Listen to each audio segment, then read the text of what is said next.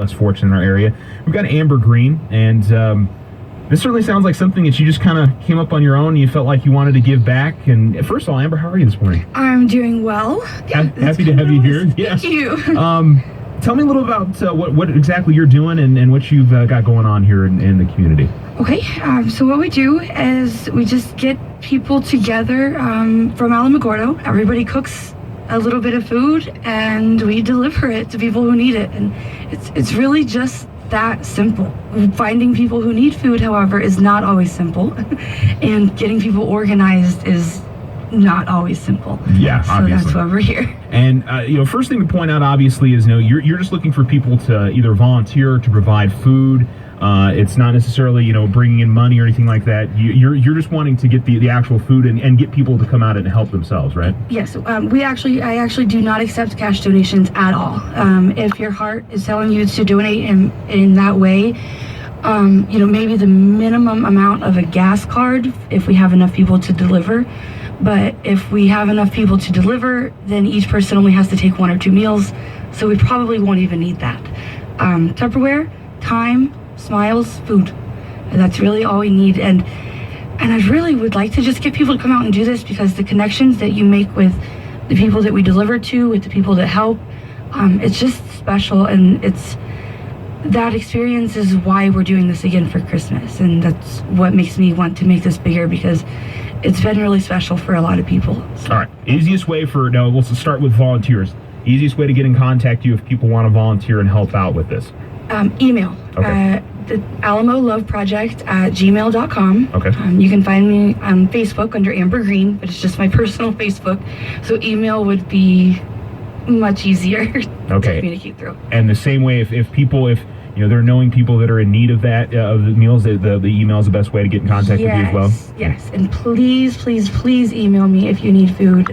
We don't ask questions. It doesn't matter if you are low income, if you live in a really fancy house, if you're just lonely, if you just had surgery. Just do not hesitate to ask for food. We won't say no. We will feed you. Okay, and these will be delivered on Christmas Day, is that right? Christmas Day. Okay, so you guys do this delivery on Christmas Day, so they need volunteers for that day, and it's and you're looking for any type of food. There's no no limits or any of that kind of stuff. Whatever your specialty is, it's all about food memories. We all have that dish that when we were growing up, we couldn't wait to sit down and have that at Grandma's house, and to get to share that with people that we haven't met yet, I think is what makes this so awesome. Is that these people get to sit down with their families. They're eating good food, and they're eating food that anybody who cooks knows that you put love into your food. And so that's why this is called the Love Project, because we're just spreading love with food. So whatever your specialty is, whatever your favorite thing to make is, just make an extra dish when you're preparing your own Christmas meal. And that's all we're asking. All right, Amber Green with the Love Project. Again, Alamo Love Project at gmail.com. If you'd like to get involved with this, again, they're delivering food on Christmas Day. So if you want to cook, if you just want to be a volunteer to help deliver food on Sunday, they will take any and all helpers that they can get. There's no doubt about that. I don't know if I asked this, what got you started in doing this? I mean, what was the brainchild that got you to think I want to do this? It just happened. Yeah. Last year was my first holiday by myself. My son was with his dad. My family's out of state. And so I was just kind of wallowing in my own self-pity. And that is so not me.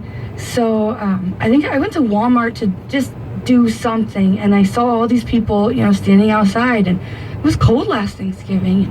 I had extra shredded chicken sandwiches from a work party. I had made sandwiches for it.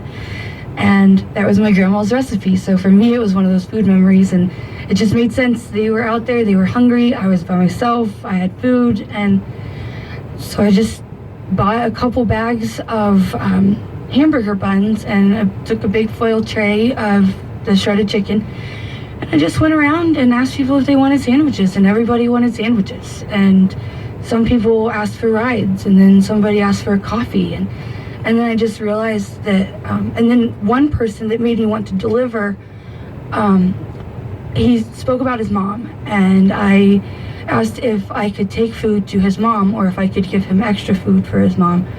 And obviously he didn't feel comfortable sending me to his house, but he couldn't take extra food because when he got it home, he had no way to keep it cold. and then he had no way of heating it up. And so I realized that, there were people that had that problem. And I just, sometimes we think that our lives are so difficult, but you just don't really know. Yeah, as broke as I have been, my lights are always on, and I always have food in my refrigerator. So I don't know, it just ignited something in me, and it gave me this sense of purpose that I had not had aside from, from my son. And this year, I was looking for that person on Thanksgiving, but he didn't make it to this Thanksgiving. No. So, it's just people like that have stuck in my heart, and I keep meeting more of these people. This Christmas, a girl who'd received a meal for Thanksgiving is helping to deliver. So, I don't know, I just have a lot of love. Let's share it, Absolutely. That is fantastic. Well, we certainly hope everybody in the community, all you folks listening out there on Coyote Country, if you've got time on Christmas, or if you got time the rest of this week and can provide some food, again, Amber will take any and all of that. If you want to get in contact with her, again, alamoloveproject@gmail.com. That's Alamo Love Project, all one word, @gmail.com.